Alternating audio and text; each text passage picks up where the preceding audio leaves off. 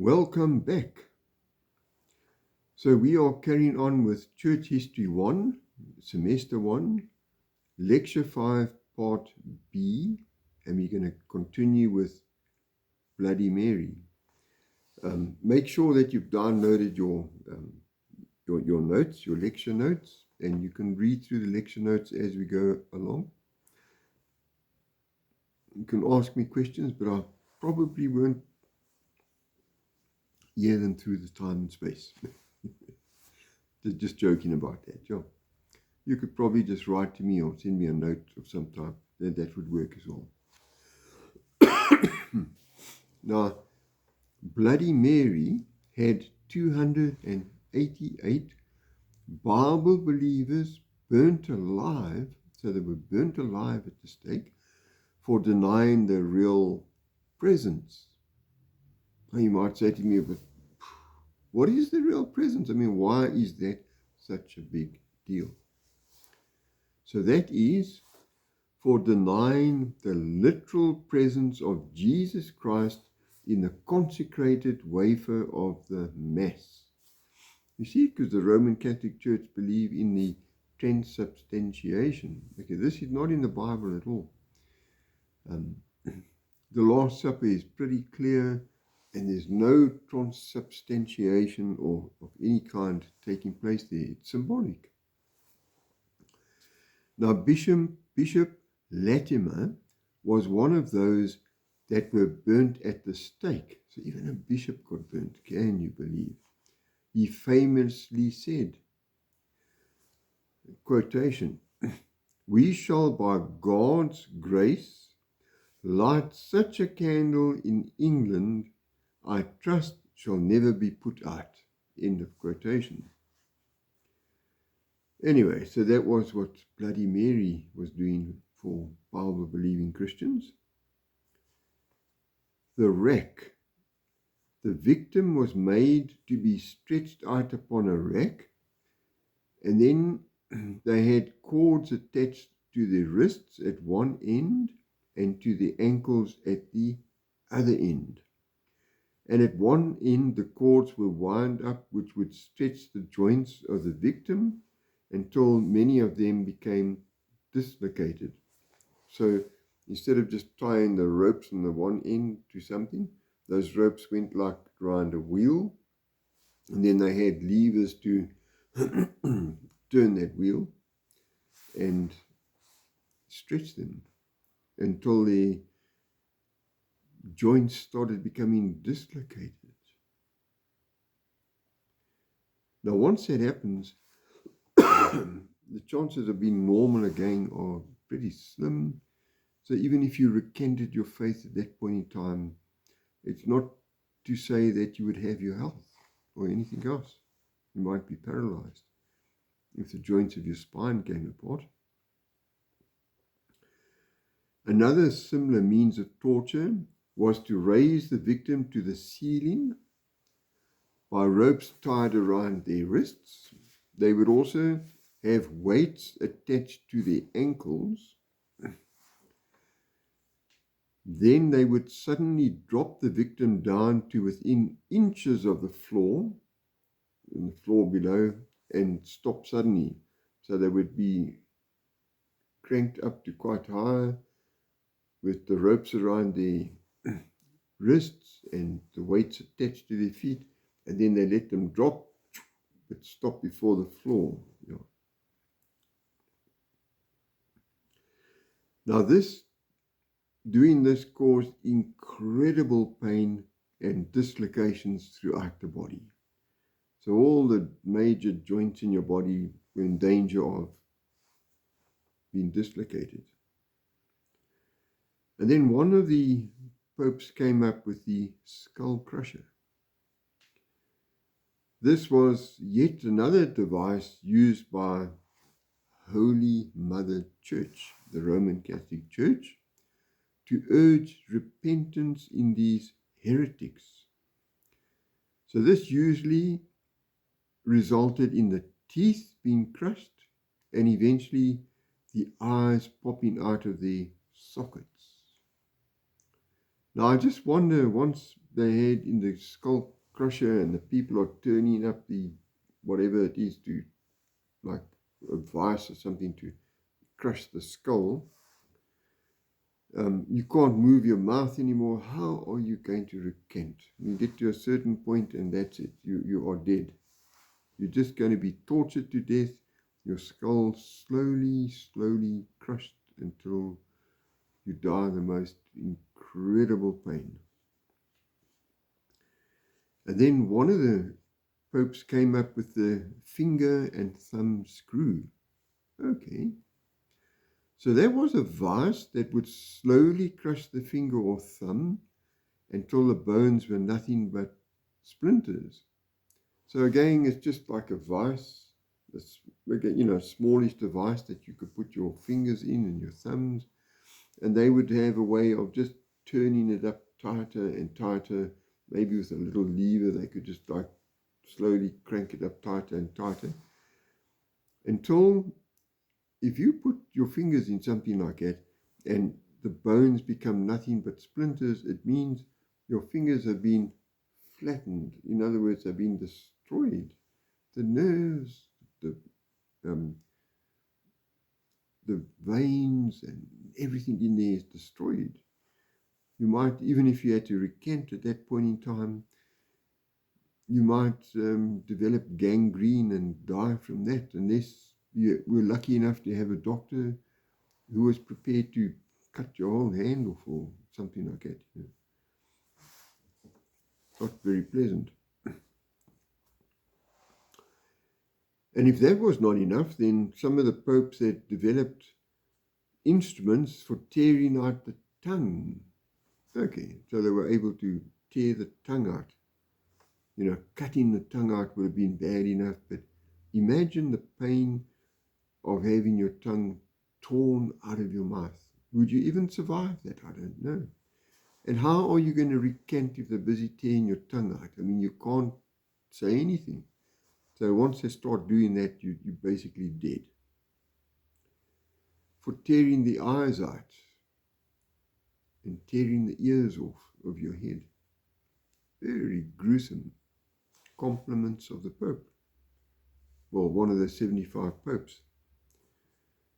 There were iron vices with spikes in them that would fit around the leg or the arm and would be tightened down by screws until the extremity became nothing but pulp. So in other words, they had this iron thing and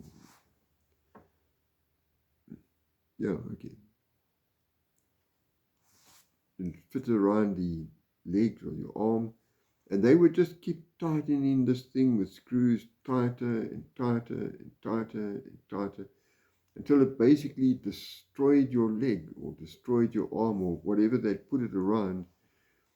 It would just be, there'd be no solid bone left in there, just like a bone mesh, I suppose. Incredible pain. And that limb was totally useless.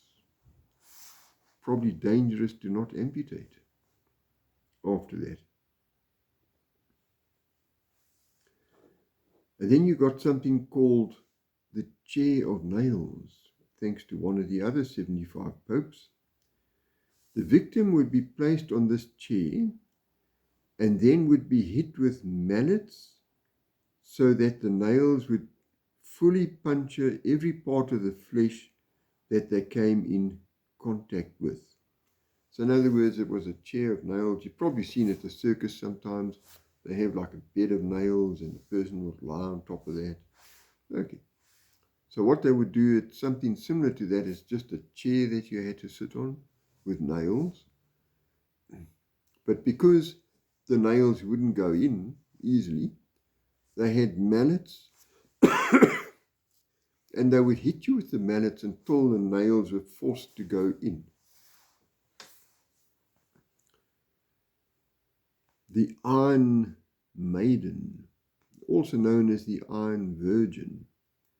So it sounds pretty innocuous, the Iron Maiden. Compliments of one of the popes, of those 75 popes. Compliments of the Roman Catholic Church, who were murdering Bible-believing Christians. So the Iron Maiden was a two-sided container standing upright with folding doors. So it was a container with two sides, obviously hollow, both of them, and with folding doors so they could open. Inside the doors were spikes at various angles. So open the doors, but there's full of spikes all over them. Okay. The doors were spring-loaded, and at the flip of a lever would suddenly close, and the spikes would puncture the victim throughout their body, including their eyes and their ears. This would cause a slow and painful death. So imagine you've been tortured, they put you in this Iron Maiden, and somebody clicks a switch and immediately you've got like a whole lot of knives pushed into all parts of your body, including your ears and your eyes and your nose. You can't scream or anything. You're busy dying in the most excruciating death. Is there any point in trying to recant at that point in time? It's almost pointless. You're not going to survive. You're not going to live. You've basically been killed and they're letting you die slowly. Then one of the popes came up with the idea of skin removal.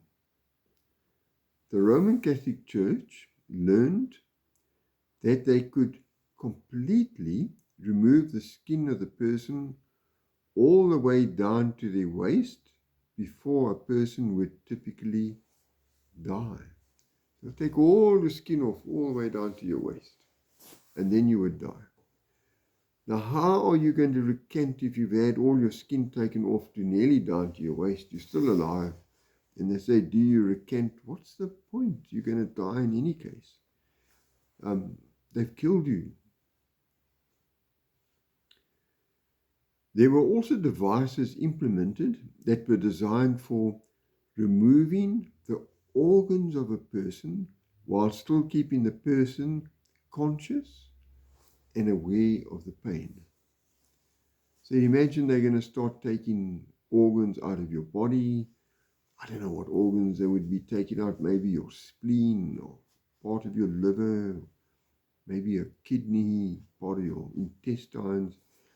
And that they had a way of keeping you alive so that you could experience the pain, stay aware of the pain.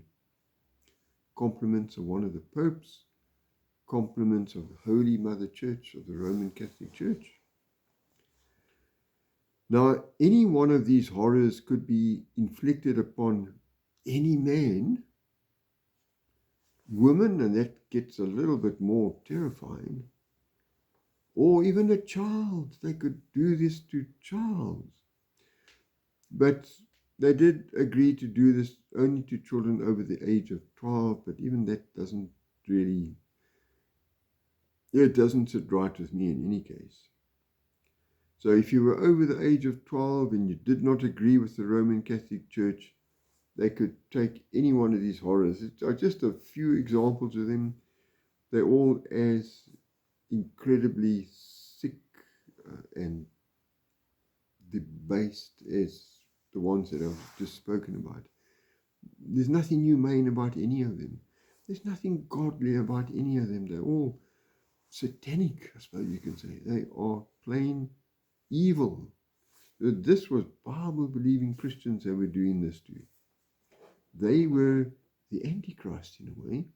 The Roman Catholic Church was persecuting the Christians. Now, what were they? That is the question.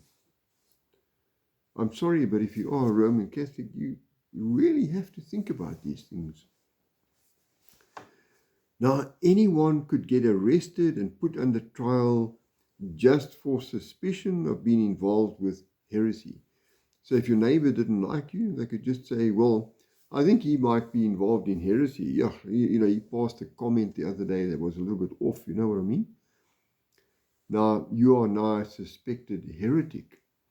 The suspected heretic could not have anyone to represent them. So they could have no defense attorney, nothing. They were then on their own. They would have no witnesses on their side, because anyone found defending a heretic was found guilty of the crime of furthering heresy.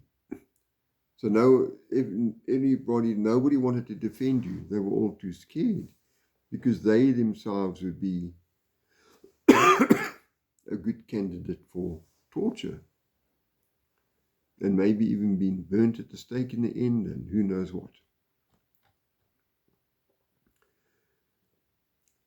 As the so-called heretics were suffering unimaginable torture, maybe even more than the Satanists and all these pagan cults do to people, the Roman Catholic Church was doing the worst. But despite that, despite the horrific, unimaginable tortures, just think of this. Most of those people did not recant their faith and were able to demonstrate the grace and divine power of the Lord Jesus Christ in their lives. Quotation: "Many are the afflictions of the righteous, and the Lord delivereth them out of them all." In the quotation. Romans 8, verse 35. "Who shall separate us from the love of Christ? Shall tribulation, or distress, or persecution, or famine, or nakedness, or peril, or sword?" Verse 36. "As it is written, for thy sake we are killed all the day long. We are accounted as sheep for the slaughter." Verse 37. "Nay, in all these things we are more than conquerors through him that loved us." The end of that reading. Amen. Revelation 17, verse 5. "And upon her forehead was a name written: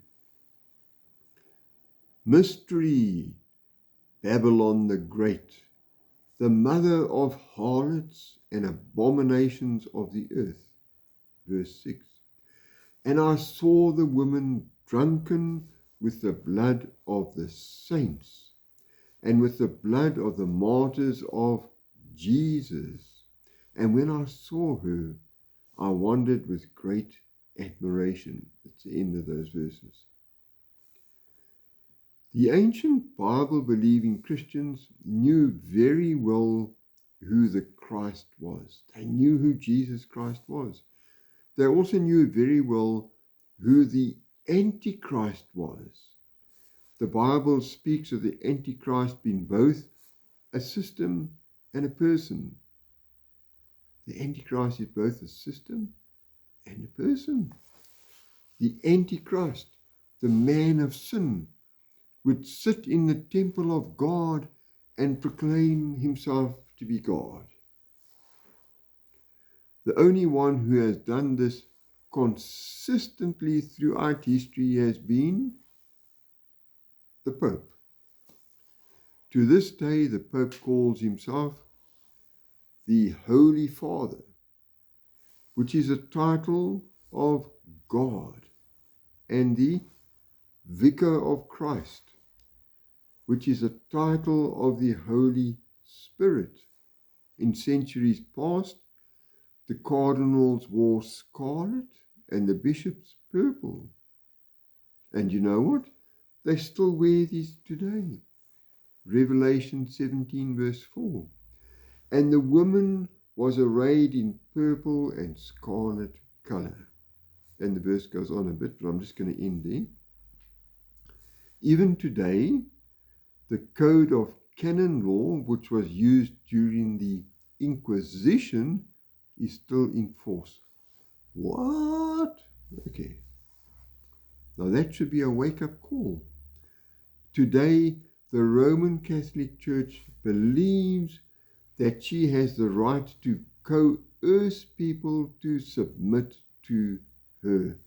This is taken from the canon of 1311, and we quote here, "The Church has an innate and proper right to coerce offending members of the Christian faithful by means of papal sanctions." That's the end of the quote.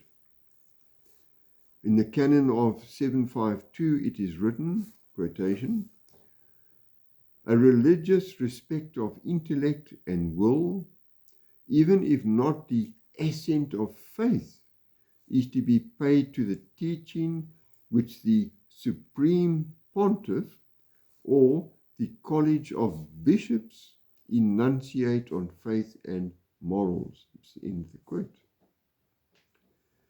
It is certainly among the best kept secrets of the history of the 20th century that an inquisition as severe as that which occurred in centuries past took place at the time of World War II. Did you know that? Well, let's just drill into that a little bit. In 1929, Mussolini signed the Lateran Treaty with Pope Pius XI, allowing the Vatican to be set up again. The papacy once again became a sovereign civil state. This paved the way for other agreements, including that between Pope Pius XII and none other than Adolf Hitler, and with the anti-Pavelic in Croatia, an agreement between Pavelic and Roman Catholic Archbishop Stekanak ratified and this is a quotation from it, "convert or die." Convert or die. That was signed into an agreement. It was ratified as a policy for the 900,000, which is almost 1 million, non-Catholics in Croatia. So the Catholic Church was allowed to go to them and say, "convert or die." In 4 years,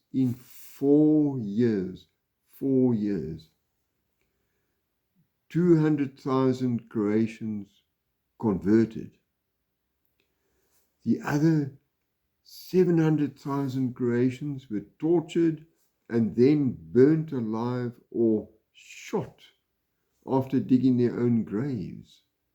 And this is not that many years ago. So you thought the Inquisition was finished. Wake up, it's not finished. The Roman Catholic priesthood was intimately involved in these massacres of the innocent, just like in centuries past. The Vatican led Western nations in recognizing Croatia as an independent sovereign state. This caused the Balkan Wars of the 1990s. Orthodox Serbians were promised protection if they converted to Catholicism in Croatian Bosnia.